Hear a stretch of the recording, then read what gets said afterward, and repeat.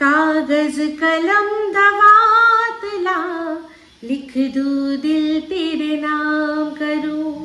कागज कलम दवात ला, लिख दूं दिल तेरे नाम करूं। दिल क्या तू जान भी मांगे तो दे दूं, दे दूं, दे दूं, ये पहला काम करूं। कागज कलम दवात ला, लिख दूं दिल तेरे नाम करूं। ওয়েলকাম টু টক ঝাল মিষ্টি উইথ ইপসিতা। আর আমি ইপসিতা, এখানে নোগালাগালি নো কিস্তি অনলি মস্তি। তো আজকের ভিডিওর শুরুতে ইন্ট্রোডাকশনে এই যে গানটা গাইলাম, এই গানটা আমি শুধু গাইনি, আমি সত্যি বলছি।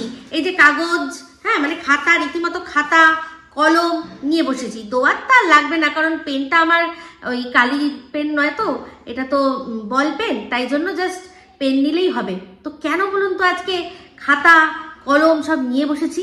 কারণ হচ্ছে গিয়ে একজন সবসময় আমাদেরকে একটা কথা বলে, কি point to be noted, point to be noted. তো তার এই নোট করে করে আমি পুরো নোটবুক ভর্তি করে দিয়েছি। এত এত এত লিখে আমি ভর্তি করে দিচ্ছি, সত্যি বলছি আমি লিখেছি। তো সেই জন্যই বলছি, বারবার করে শুধু point to be noted noted বলে। তো আজ আমি যে যে পয়েন্টগুলো আগে নোট করিয়েছিল আর এখন আমাদের যা যা নোট করাচ্ছে, তার একটা তুলনামূলক ভিডিও বানাতেই পারি, তাই না? তো যাই হোক, তার ভিডিওটা দেখলাম। তো সেক্ষেত্রে সবার আগে বিভিন্ন রকমের কথা বলছে। তো এই যখন প্রথম এই সন্দীপের আর টিনের এই বিষয়টা সামনে এসেছিল, তখন কিন্তু সে সন্দীপের হয়েই কথা বলেছিল, সন্দীপের নাম ধরে ধরে। তো বুঝতেই পারছেন ভিডিওটা কি নিয়ে হচ্ছে। এই যে ওয়াইটিতে যাকে অনেকে অনেক নামে চেনে, আমি চশমার দোকানে যে কাজ করে কর্মচারী, সেই হিসাবেই না হয় বললাম। তার বাদবাকি আপনাদের বোঝানো নিয়ে দরকার, বোঝানো নিয়ে দরকার। তার মতো বিরোধা বেল্টে নেমেই যে আমাকে ভিডিও করতে হবে এর কোনো মানে নেই। তো সেক্ষেত্রে আমি কাকে নিয়ে কথা বলছি আপনারা বুঝতে পারছেন, তাহলেই হবে। তো সে তার কিন্তু আরেকটাও পরিচয় আছে, সে কিন্তু এখন টিনের প্রধান দালাল। মানে টিনের তরফের যে কোনো কিছু, সেই সব কিছু আর কি ক্লিয়ার করবে, তাকেই রীতিমতো সমস্ত ইনফরমেশন দেওয়া হয়। যে সময় যেটা কিনা একটা সময় ওয়াইটিতে জানেন আপনারা যে কে এই ভূমিকাটা পালন করেছিল, যাকে লাতখোর দালাল বলে এখন আমরা সবাই বলি। মানে যাকে আমি বলেছি যে তার অরিজিনাল নামের কাছাকাছি একটা নাম সুতো, সেই সুতো বলে ডাকবো, মানে আমার দিগদিদারি অশিক্ষিত সে। তো সে ছিল এক সময় টিনের একদম ডান হাত বাহাত। তার কাছ থেকেই সমস্ত খবরাখবর আসতো। সে যেগুলো ভিডিওর মধ্যে দেখে আমরা আর কি বুঝলাম, সেটাকে সে সুন্দর করে ফোনে যেরকম ভাবে তাকে ইনস্ট্রাকশন দেওয়া হতো যে এটাকে এরকম ভাবে ঢাকো, ওটাকে সেরকম ভাবে ঢাকো, সে নিপুণতার সহিত বেশ কিছুদিন সেই কাজটা করে গেছে।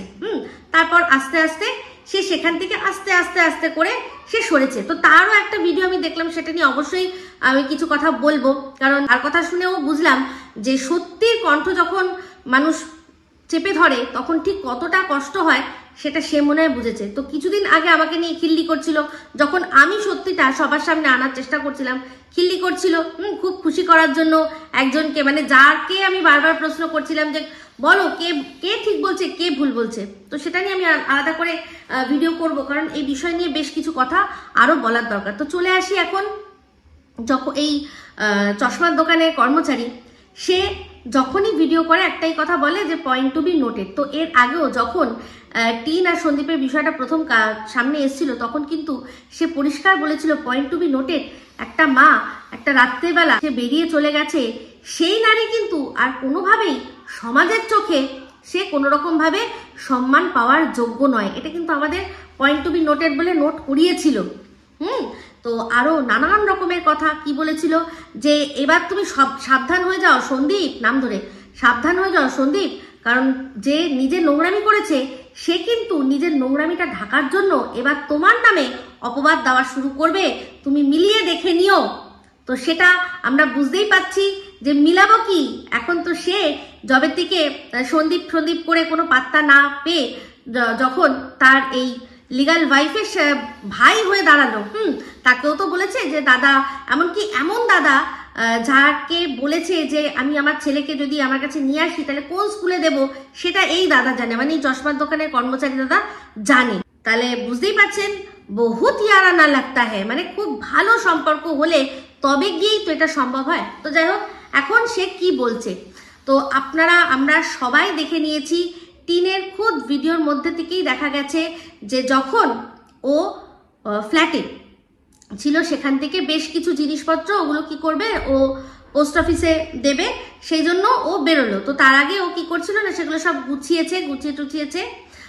তো সেক্ষেত্রে সেগুলো নিয়ে এবার ও যাবে, তো গিয়ে পোস্ট অফিসে দিয়ে আসবে। তো তখন ও কি বলেছিল যে আমি কিন্তু একাই যাচ্ছি, জিনিসগুলো আমি দিয়ে আসবো। তো তার আগে এটাও বলেছিল যে আমি যাকে অ্যাসিস্ট্যান্ট রেখেছি সে শুধু মাথা খাটাবে, সে দেখবে কত টাকা দিয়ে এই যে কাজগুলো হচ্ছে, যে প্রমোশনাল ভিডিওগুলো, সেগুলো কত টাকা দিয়ে রফা করা যায়, কত টাকা আমার পাওয়া উচিত, তোল হবে হয়ে যে একটা রেট ফিক্স হবে, কোনটা কতটুকু আমি আর কি ভিডিওতে দেখালে তাহলে কত মূল্য আমি পেতে পারি, এগুলো সব করবে। তো এই সমস্ত কথা বলেই তারপর সে রেডি হয়ে বেরোলো। তো বেরিয়ে যখন গেল তখন কিন্তু পরিষ্কার বললো কি যে সে একা রয়েছে, কিন্তু পরবর্তীকালে দেখা গেল সে যখন ক্যামেরায় দেখাচ্ছে যে দেখো সরস্বতী পুজো তো এখন কি সুন্দর সমস্ত কিছু সব চতুর্দিকে সব সাজানো হচ্ছে, তো তখনই কিন্তু একটা শোরুম বা কোনো দোকানের যে ডোর আছে সেই ডোরের যে কাঁচের দরজা হয়তো তাতে রিফ্লেকশনে পুরো দেখা গেল যে রয়্যাল এনফিল্ড বাইকে করে বা বুলেট যেটাকে আমরা বলি তাতে করে এই বাচ্চার মা টিন সে যাচ্ছে, সাথে সামনে কেউ একজন বাইকটা চালাচ্ছে। তো তাকে পুরো দেখে বোঝা যাচ্ছে কি যে অবশ্যই যার সম্পর্কে ও লিখে দিয়েছিল যে একে আমি ভালোবাসি আর এর সাথেই আমার বিয়ে হবে। তো এই কথাটা যখন লিখেছিল তখন কিন্তু তার ডিভোর্স হয়নি, এখনো হয়নি, তার সত্ত্বেও সে তো নিজেই লিখে দিয়েছিল।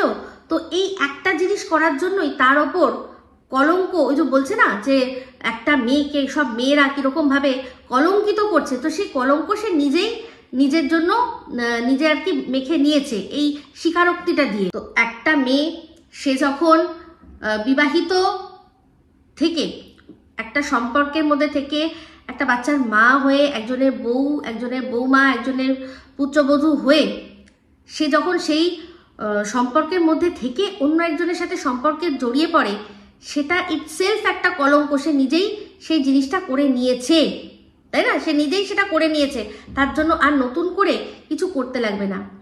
এরকম আমাদের আশেপাশে যারা করে তাদেরকে আমরা পয়েন্ট আউট করি, আর যে কিনা নিজে সোশ্যাল মিডিয়ায় এসেই এই সমস্ত কিছুটা পাবলিক করেছে তার কিন্তু তাকে আর নতুন করে অন্য কারোর কলঙ্কিত করার দরকার পড়ে না। তো ওদের মধ্যে যা অশান্তি হয়েছিল, যেটা হয়েছিল দুজনের মধ্যে মনোমালিন্য হয়েছিল, হয়ে গিয়ে যা ছিল যেটা ছিল সেটাকে কিন্তু সুন্দরভাবে দুজনে সর্ট আউট করতে পারতো, কিন্তু সেটা করেনি। তো যাই হোক, একটা কথা এই আর কি টিনের দাদা মানে যে চশমার দোকানের কর্মচারী, সে একটা কথা বলছিল যে সেই মেয়েটিকে রাত্রিবেলা সেই রাত্রে প্রাণ বাঁচাতে দৌড়ে পালিয়ে আসতে হয়েছে, কিন্তু সে তো একা বেরোয়নি, তার সাথে তো তার মা, দাদা, দুই দাদা, ফুল একেবারে টোটো ভর্তি লোকজন ছিল। তাহলে যে টোটোর মধ্যে মায়ের জায়গা হলো, সেই মায়ের কোলে বাচ্চার স্থান হলো না, এটা কখনো হতে পারে? সেই সময়ও তো বাচ্চা তো সেখানেই সামনে উপস্থিত ছিল। তো সেক্ষেত্রে এই বলছে যে সে নিয়ে আসেনি, তার কারণ হচ্ছে গিয়ে কারণ সে তখন কি করবে সে জানেই না। তো এদিকে দিনের পর দিন যখন থেকে আর কি টিনের দালালের ভূমিকা পালন করছে, দিনের পর দিন এটাই বলেছে যে মেয়েটি সেরকম কিছু করতে চায়নি, ঝামেলা অশান্তি সব বাড়িতেই হয়, সব বাড়িতেই ঝামেলা অশান্তি হয়। তো সেক্ষেত্রে যদি এই জিনিসগুলো পাবলিক না করতো তাহলে হয়তো ওদের সংসারটা জোড়া লেগে যেত। তো একটা কথা আমি অনেক সময় দেখেছি যে এই চশমার দোকানের লোক সে কিন্তু নিজের সংসারের সাথে নিজে কিরকম ভালো হাজবেন্ড সেটার সাথে কিন্তু সন্দীপের সবসময় তুলনা করে। তো সেই তুলনা যদি ও করতে পারে তাহলে আমরাও অবশ্যই সেটা নিয়ে তুলনা করতে পারি। কিছুদিন আগে যখন এরকম দেখা গেছিল যে এরও কিন্তু ওয়াইফ অনেকদিন ছিল না, ভিডিও আসছিল না, সবাই বলছিল, জিজ্ঞাসা করছিল যে কোথায়, তখন বারবার বলেছে আমার বউ বাপের বাড়িতে গেছে। সেক্ষেত্রে সে কিন্তু তার ছেলেকে নিয়ে যায়নি, কারণ একটা দুটো ব্লগ করেছিল, সেখানে বলেছিল যে বউ নেই, বাচ্চাকে আমি স্কুলে দিতে যাচ্ছি। তাহলে যাদের মনোমালিন্য এমনি ছোটোখাটো মনোমালিন্য হয় যে তারা যেটা ঠিক করে নিতে পারবে, তারা কিন্তু এরকম হয় যে বাচ্চাকে বাচ্চার ভালোর জন্য আমি যেখানে আছে সেখানেই রেখে গেলাম, কিন্তু সেক্ষেত্রে তারা কিন্তু নিজেদের ডকুমেন্টস নিয়ে যায় না। এর যে ওয়াইফ, সে যখন বাপের বাড়িতে গেছিল, সে যে কোনো কারণে হোক, সে ওর সাথে ঝগড়া রাগারাগি হোক বা অসুস্থতার কারণে হোক, যে কোনো কারণে হোক, সে কি ব্যাগ গুছিয়ে তার ডকুমেন্টস সাথে করে নিয়ে গেছিল যে আমি আর আসবোই না, আমার ডকুমেন্টসগুলো আমার এখানে লাগবে? সেটা নয়। প্রত্যেকটা আমাদের কোন বাড়িতে আছে যে স্বামী স্ত্রীর মধ্যে ঝামেলা অশান্তি হয় না? কারোর অনেক বড় হয়, কারোর কম হয়, কিন্তু তাহলে সেক্ষেত্রে বাপের বাড়ি চলে যাওয়ার সময় কেউ কিন্তু ডকুমেন্টস নিয়ে যায় না। এইটাই প্রমাণ করে দেয় যে এগুলো সমস্ত কিছু প্রি প্ল্যান ছিল। আর সেটা একদিনের নয়, 2 দিন ঠান্ডা মাথায় মা আর মেয়ে একসাথে ঘরে একা থেকে তারা সমস্তটা প্ল্যান করে নিয়েছে, সমস্তটা প্ল্যান করে নিয়েছে। এই যে চশমার দোকানের যে আর কি কর্মচারী, সে বলছিল যে মায়ের তো দুটো চ্যানেল নিয়েছিল। আচ্ছা, চ্যানেল ওরকমভাবে নিয়ে নেওয়া যায়? চ্যানেল কি নিয়ে নেওয়া যায়? আজকে এই চশমার দোকানের যে কর্মচারী, তার যে স্ত্রীর চ্যানেল, উনি কি চাইলেই সেটা নিয়ে নিতে পারবে? নিশ্চয়ই নিয়ে নিতে পারবে না। ওটা একটা ওরা আলাদা গতি করে দিয়েছে যা শুনলাম। কিন্তু এখন যে নতুন চ্যানেল খুলেছে, সেটা কি সে ছিনিয়ে নিতে পারবে? নাকি এই দাদার যে বউ আছে, সে এই দাদার চ্যানেলগুলো ছিনিয়ে নিতে পারবে? এরকম ভাবে কখনো হয় না। কারণ এই চ্যানেলগুলো দুজনের সম্মতিক্রমেই এরা দুজনে একসাথে কাজ করেছে, যার জন্য কিনা এই মা তার অ্যাকাউন্টে আলাদা করে টাকা পেয়েছে। এই যে যেখানে যা ইনকাম হতো তার 2 ভাগ হতো, একটা ভাগ দিয়ে সংসার চলতো, তার মধ্যে কিন্তু এই 3 একটা হিস্সা, তাই না? ও কিন্তু সংসারেরও হিস্সা, যেখান থেকে ওর সমস্ত কিছু চলছে। সে জামা কাপড় কেনা থেকে শুরু করে যা কিছু, ঘুরতে যাওয়া, বেড়াতে যাওয়া, খাওয়া দাওয়া, যেটুকু যা খরচা, সমস্ত সেখান থেকে চলছে। আর তাছাড়াও একটা ভাগ থাকতো যেটা কিনা সম্পূর্ণ মায়ের, যেটার কথা মা নিজেই বলেছে যে 5 বছর ধরে আমার ওখানে ওই অ্যাকাউন্টে টাকা ছিল, যে টাকাটা কিনা আমি যখন বেরিয়ে এসেছি তারপর বা আমি থাকতে থাকতে সেটা আমার অ্যাকাউন্ট থেকে হাফিস হয়ে গেছে। তো কেন হাফিস হবে না? যেই যুক্তিতে 2 দিন আগে যে একটা ভিডিও করলো এই চশমার দোকানের কর্মচারী, সেখানে সে বলল যে মা তো নিজের যে সোনাটা যেটা তার বাবার দিয়েছিল সেটা নিয়ে গেছে, কিন্তু মাথায় রাখবেন মা যখন বেরিয়েছিল বলেছিল আমি খালি হাতে বেরিয়েছি, আমার হাতে কিচ্ছু ছিল না। তো তাহলে ওই সোনাগুলো কোথায়, কোনভাবে আগেই পাচার করে দেওয়া হয়েছিল সেটা আমরা সবাই জানি, আমরা সবাই বুঝতে পারি। তাহলে সে যখন ঝামেলা অশান্তি করে এখানে সংসার করবে না বলে বেরিয়ে যাওয়ার সময় তার বাবার দেওয়া যে গয়নাগুলো নিয়ে যেতে পারে, তাহলে এখানে থেকে যা ইনকাম করেছে সেগুলো তার হাজবেন্ড যদি নিয়ে নেয়, কি অন্যায় করেছে? কারণ এটা তো মাথায় রাখতেই হবে, তার হাজবেন্ডও দেখে নিয়েছিল যে সে একজনের জালে জড়িয়েছে, যে কিনা শুধুমাত্র এইটাই শুনে যে এদের মান্থলি 1 লাখ টাকা ইনকাম আছে, এর মাথায় মানে চোখ একেবারে কপালে উঠে গেছে। তো সেক্ষেত্রে তার মনে হতেই পারে যে এই যে টাকাগুলো ওর অ্যাকাউন্টে আছে, যদি কোনোভাবে জিনিসটা মিসপ্লেস হয় তাহলে কার যাবে? আমাদের ছেলের যাবে। কারণ টাকাটা রাখা হয়েছিল এই 3 আর তার সন্তানের জন্য, যে এই টাকাটা সম্পূর্ণ আলাদা থাকবে, এটা আমরা হাত দেব না। কোনোদিনও যদি কোনো অসুবিধায় পড়ি তবে হাত দেবো, তাছাড়া এটা কার জন্য থাকবে না? আমাদের ছেলের ভবিষ্যতের জন্য, তোমার ভবিষ্যতের জন্য একটা অংশ আমরা আমাদের ইনকাম থেকে সরাবো। সেটা কিন্তু সম্পূর্ণ ওর ছিল। সংসার থেকে যা নিচ্ছে, যা করছে সব এনজয় করছে, তার সাথে সাথে আলাদা একটা অংশ তার জন্য থাকছে। তাহলে যেই যুক্তিতে এ বলে যে মা ভালো করেছে, তার যে গয়নাগুলো আছে বাবার দেওয়া গয়না নিয়ে গেছে, তাহলে সেই যুক্তিতেই কিন্তু সন্দীপও খুব ভালো করেছে টাকাগুলো নিজের অ্যাকাউন্টে সরিয়ে নিয়ে। কারণ টাকাগুলো রাখার পারপাস একটাই ছিল, তার সন্তানের। তো মা বেরিয়ে যাচ্ছে, সন্তানটা তো আর বেরিয়ে যায়নি। যদি সন্তান সাথে করে নিয়ে যেত তাহলে হয়তো একটা দেখা যেত, তাহলে হয়তো সন্দীপ এটা নাও নিতে পারতো, তাই না? এগুলো কখন কি হতো সেটা পরের কথা। কিন্তু টাকা যদি সোনা নিয়ে গিয়ে ঠিক করে থাকে, তাহলে এও টাকা যদি সরিয়ে দিয়ে থাকে, ঠিক করেছে। কারণ জিনিসটা 9-6 হয়ে যেতে পারে। কারণ বুঝতেই পারছে যে সে এখন কিরকম মানে জোয়ারে ভাসছে, প্রেমেরও জোয়ারে ভাসছে, তাই না? তো যাই হোক, আরেকটা কথা সেটা হচ্ছে যে এই মা কতটা মহান, সে কিনা গেছে কোথায় না, তাহিরপুর থানার কথা বলছে, থানায় গেছে, অনেক রাত অবধি ছিল, কিন্তু সে কমপ্লেন করেনি। কেন করেনি? যখন কোনো এমন পরিস্থিতির সৃষ্টি হয় যেখানে কিনা আমরা গিয়েই দেখতে পাচ্ছি যে রক্তারক্তি ব্যাপার, বিশাল একটা ব্যাপার। সেখানে পুলিশের কিন্তু পারমিশন কারোর লাগে না যে সে কেস রেজিস্টার করবে। যদি সেই রকম যে ধরনের কথাবার্তা এরা বলছে যে মাকে একেবারে মেরে ছিন্ন ভিন্ন করে দেওয়া হয়েছিল, সেরকম যদি পুলিশ দেখতো, পুলিশ ওকে জিজ্ঞাসা করতো না যে আপনার হাজবেন্ডের আর আপনার শ্বশুরবাড়ির নামে কি আমি একটা কমপ্লেন করব? তারা নিজেরা দায়িত্ব নিয়ে করে দিত। যদি ওই রাতে তাকে তার স্বামী আর শ্বশুরবাড়ির বিরুদ্ধে 498A কেস দিতে হতো, তাহলে তাকে কোথায় যেতে হতো? কোনো লেডি কনস্টেবলের সাথে গিয়ে গিয়ে একটা গোপন জায়গায় দেখাতে হতো যে দেখি শরীরের ভেতরে মারের কোথায় কোথায় চিহ্ন আছে। সেটা সে দেখাতে সক্ষম ছিল না, কারণ সেরকম কোনো দাগই ছিল না। তো 3 দিন পরে কিন্তু তার একটা ভিডিও আমরা দেখেছি, যেটা তার মামার বাড়িতে গিয়ে কেউ একজন করে সেটাকে ভাইরাল করেছিল। সেখানে শুধুমাত্র দেখা যাচ্ছিল কি এইখানটা একটা ছড়ে যাওয়ার দাগ, তাও কি সে জিজ্ঞাসা করছিল যে কোথায় তোমার কোথায় কি হয়েছে কিছু দেখাও, তখন খুঁজে খুঁজে এরকম দেখাচ্ছিল যে এখানটায় ছড়ে যাওয়ার দাগ। সেটা পরবর্তীকালে আমরা বুঝতে পেরেছি কি যে এই যে ফোন নিয়ে একটা ছিনাছাপটি হচ্ছিল। কারণ যখন সন্দীপ গিয়ে মানে তাকে রেড হ্যান্ড ধরেছে কথা বলতে, তখন সে ফোনে কথা বলছে। তো সেখান থেকে যে তুই কেন ফোন করেছিস, আমি তো বলেছি দাঁড়া আমরা এসে একসাথে কথা বলবো, কারণ মা তো বলেছিল না যে যার সাথে আমি কথা বলছি তুই থাম, আমি তাকে থামিয়ে দেবো, তার সাথে আর কোনোদিনও কথা বলবো না। কিন্তু সে সন্দীপের জন্য অপেক্ষা করতে পারেনি, আগেই ফোনটা লাগিয়ে দিয়েছে, হয়তো বা এটাই বলার জন্য যে এরপর তোমাকে আমি একটা কল করব, যা হবে সম্পূর্ণটা নাটক, তুমি আমার হ্যাঁতে হ্যাঁ মিলাবে, আর বাদবাকি আমরা যা যখন করার ঠিক করব। সেই জন্যই সন্দীপের সাথে কথা হলো যে তারা দুজনে একসাথে দাঁড়িয়ে থেকে তাকে কল আর কি রিংটা করবে, কল করবে, কথা বলবে, হয়তো স্পিকারে দিয়ে তার কথাটা শুনবে।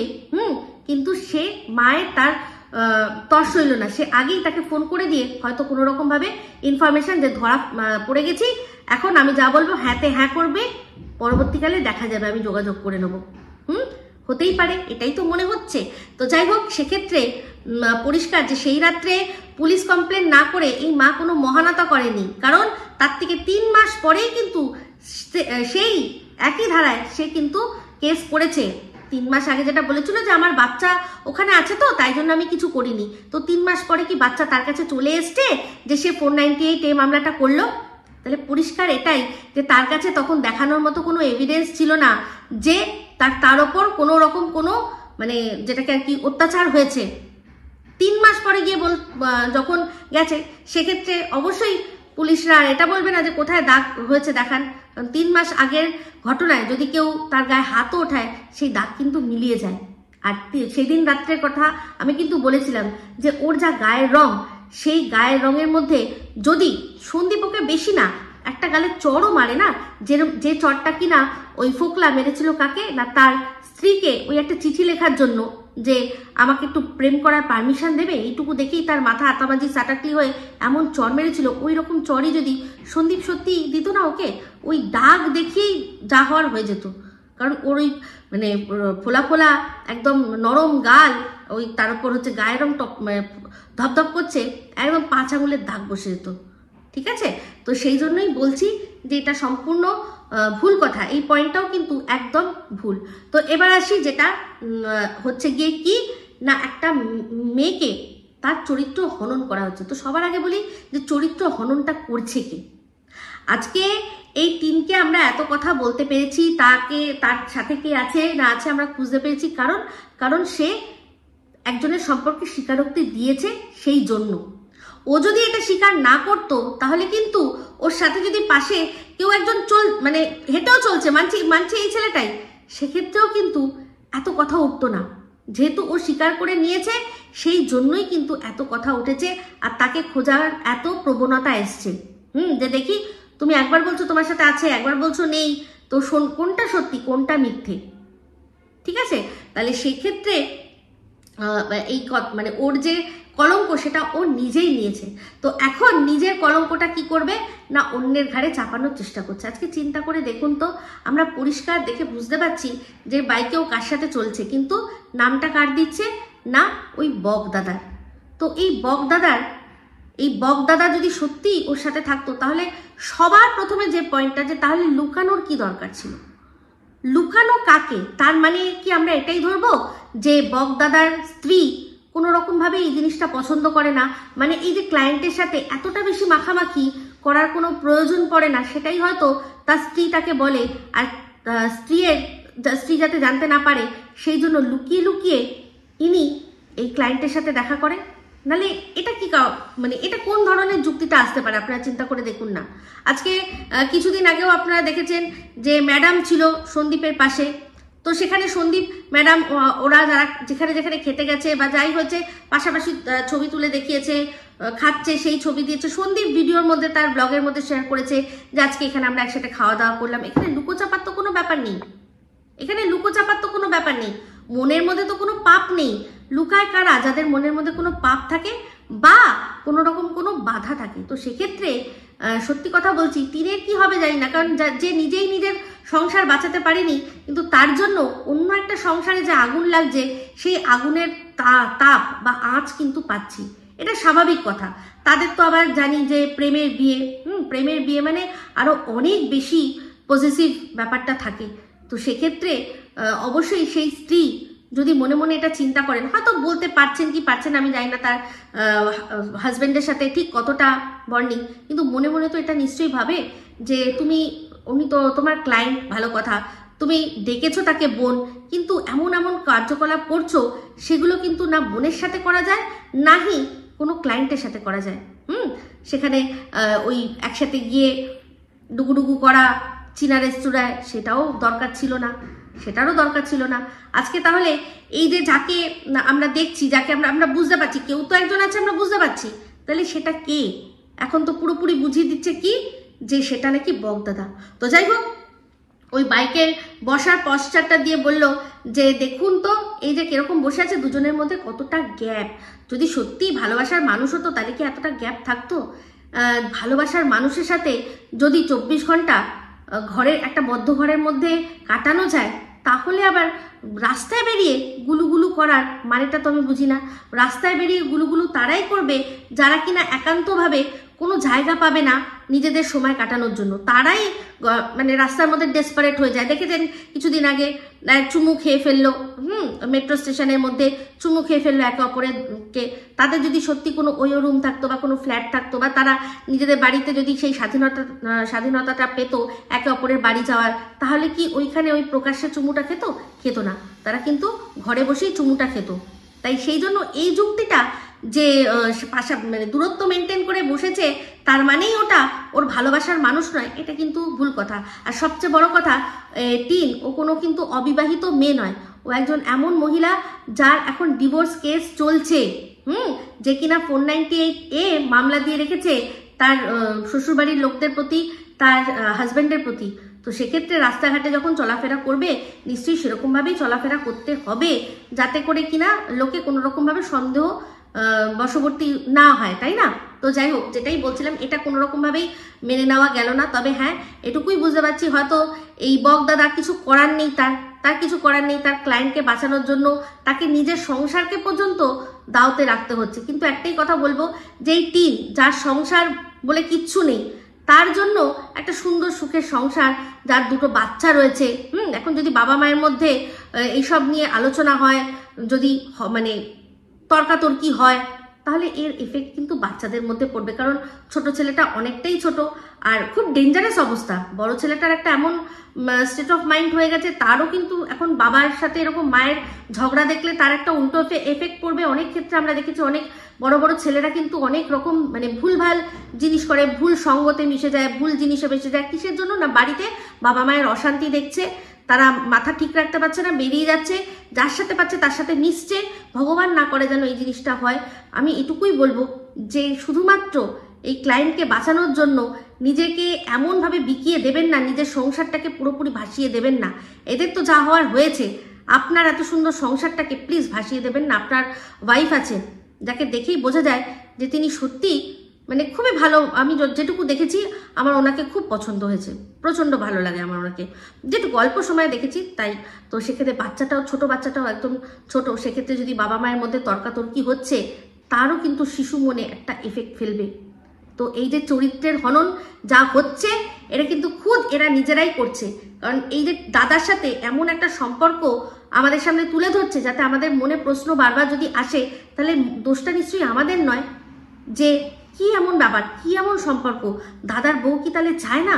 দাদার যখন দেখলাম দাদার বাড়িতে নেমন্তন্ন খেতে ডাকলো, তখন তো দেখলাম সব ঠিক আছে। তাহলে এই যে আসছে, এই যে লাইভের সময় আসছে বা আরো বেশি আরো অনেকগুলো জিনিসের জন্য যাচ্ছে, তাহলে কি বৌদি এটা চায় না? তো আমার যেটা মনে হচ্ছে যে অবশ্যই এটা কখনোই দাদা নয়, এটা অবশ্যই সে যার কথা টিন লিখেছিল। আমার ধারণা, পুরোপুরি ধারণা এটা, যেটা তার যেটুকু যা অবয়ব দেখেছি তাতে তাকেই বোঝা যাচ্ছে। কারণ সে কিন্তু এরকম ব্যাপার নয় যে আজ থেকে 1 বছর আগে দেখেছি এখন তার চেহারা কেমন আমরা দেখি না, এরকম ব্যাপার না। তার নিজের চ্যানেল আছে, তার চেহারা দেখলেই বোঝা যায় এইরকম করে ফোলা ফোলা যার গাল, পুরো খোদার খাসির মতো চেহারা। তো একদম ওটা ওই ছিল, দেখে পরিষ্কার বোঝা যাচ্ছে। তো যাই হোক, বারবার করে পয়েন্ট টু বি নোটেড করতে গিয়ে অনেক কথা বলেছে। আমি সব পয়েন্ট নিলে কি হবে, ভিডিও বড় যাবে, দরকার নেই। একটা কথাই বলছি যে আমরা যেমন দেখে যেটুকু দেখিয়ে মানে বুঝিয়ে দিলাম যে এটা কে, দর্শকদের বললাম যে আপনারা বলুন, আমরা তো অনুমান করছি, আপনারা বলুন কার মতো লাগছে, কারণ আপনারাও তো তাকে দেখেছেন, তাই না? সে জয় শ্রীরাম হাঁপিয়ে গেলাম করতে করতে যে নাচছিল, তাকে তো আমরা দেখে নিয়েছি, তার চেহারা কিরকম, আর সে কিরকম যদি বাইকে বসে টিনের সাথে, তাহলে কিরকম লাগতে পারে, তাই না? লাগতে পারে না? তো সেক্ষেত্রে এই বরং প্রমাণ দিক না, একদম পরিষ্কার প্রমাণ দিক যে এটা বগদাদা ছিল। দিতে পারলো কি? দিতে পারলো না। তো কখনোই দেওয়া যাবে না, কারণ যেটা ভিডিওর মধ্যে দেখা গেছে সেটা দেখা গেছে। হাজার সেটাকে ঢাকার চেষ্টা করা যেতে পারে, কিন্তু কোনোভাবেই সেটাকে ভুল প্রমাণ করা যাবে না। আর যদি সত্যি ভুল প্রমাণ করে ওটাকে বক প্রমাণ করার চেষ্টা করে, তাহলে কিন্তু আরো অনেক বেশি মানে চরিত্রের দাগ তার এই বোনের ওপর লেগে গেল। কারণ যদি কারোর সাথে দাদা বোনের সম্পর্ক করে সেখানে লুকাতে হচ্ছে, সেটা আরো বেশি নোংরা, আরো বেশি নোংরা। এই যার সম্পর্কে লিখেছিল বলছে যে এই বাটকুলের সাথে নাকি সম্পর্ক নেই। কিছুদিন আগেই আমরা দেখেছি না যে অসাম এই কুর্তিটা দিয়ে লিখেছিল, টিনের ছবি দিয়ে পোস্ট করে লিখেছিল অসাম প্রোডাক্ট। তাহলে কি করে আমরা বলবো যে ওর সাথে কোনো সম্পর্ক নেই? পুরো পরিষ্কার সম্পর্ক রয়েছে। আর লাইভের মধ্যে শোনা গেছে যে যাকে জিজ্ঞাসা করছে দাম, তাকে বাবু ডাকছে। হ্যাঁ, ভুলে গেছি বাবু, এরকম একটা শুনলাম। তাহলে দাদাকে কি বাবু বলে ডাকে? বাবু বলে ডাকে? আর যদি সত্যিই তাই হয়, তাহলে তো বলবো যে এই বগদাদারও সংসার পুরো ছিন্ন ভিন্ন হয়ে গেল, তাই না? তো যাই হোক, ভগবানের কাছে আশা করব যে যেন ওরকম ধরনের কিছু না হয়, সবকিছু ঠিক হয়ে যায়। শুধুমাত্র নিজেকে বাঁচানোর জন্য একটা সংসারকে এরকম ভাবে নষ্ট করে দেওয়ার কোনো মানে হয় না, তাই না? তো যাই হোক, ভিডিওটা শেষ করে দেবো, কিন্তু ভিডিও শেষে একটা কথা বলতেই হবে যে এই যে চশমার দোকানে যিনি আছেন, সে তো প্রত্যেক সময় point to be noted, point to be noted, point to be noted সে করেছে। তো এই যে এতগুলো পয়েন্ট লিখলাম, যে যেমন কিনা এক সময় এই যে মামি মোয়ের সম্পর্কে যা যা আমাদের পয়েন্ট লিখতে বলেছিল, যে পয়েন্ট লিখুন তো কে এরকম ভাবে যখন কোনো স্বামীর সাথে এত ইন্টিমেট সময় থাকে, সে কি অন্য কারোর কল রিসিভ করে? আমরা তো সেই পয়েন্টটা লিখলাম। তারপর হচ্ছে গিয়ে দুপুর বেলায় সবার সাথে ফোনে কথা বলতে পারে, কিন্তু যেই ভাগ্নে আসে তখন বলে ফোনটা রাখো, আমি এখন বিজি আছি। মানে স্বামীর সাথে ওই সময় অতটা বিজি নয়, অথচ ভাগ্নের সাথে এত বিজি হয়ে গেছি। এইসব পয়েন্টগুলো তো আমাদের লিখে রাখতে বলেছিল। তো সেই পয়েন্টগুলো আমরা কি করব? তো এক একজনের সাথে, যেমন টিনের সম্পর্কে আগে যে পয়েন্টগুলো লিখতে বলেছিল, সেগুলো কি করব? হ্যাঁ, তো এই হচ্ছে ব্যাপার। এই পয়েন্ট লেখালেখি পুরো পয়েন্টলেস। যখন মনে হয় যে যখন যাকে সাপোর্ট করব সেই অনুযায়ী পয়েন্ট লিখতে হবে, সেরকম ভাবেই পয়েন্ট লেখায়, কিন্তু নিজের পয়েন্টটি নিজে পরবর্তীকালে ভুলে যায়। এটাই হচ্ছে কথা। অনেক বড় বড় ডায়লগ শুনেছিলাম তার মুখে, যে স্ট্যান্ড পয়েন্ট মানে কি? যে যাকে আমি সাপোর্ট করছি তাকেই সাপোর্ট করে যাব। নো, স্ট্যান্ড পয়েন্ট সেটা না। স্ট্যান্ড পয়েন্ট একটাই হওয়া উচিত, যে যাকে ঠিক দেখবো ঠিক বলবো, যাকে ভুল দেখবো ভুল বলবো। তো সেক্ষেত্রে বলা উচিত ছিল যে বোন, ভুল তোমার হয়েছে, তুমি দেখিয়েছো এরকম ভাবে আর দেখিও না।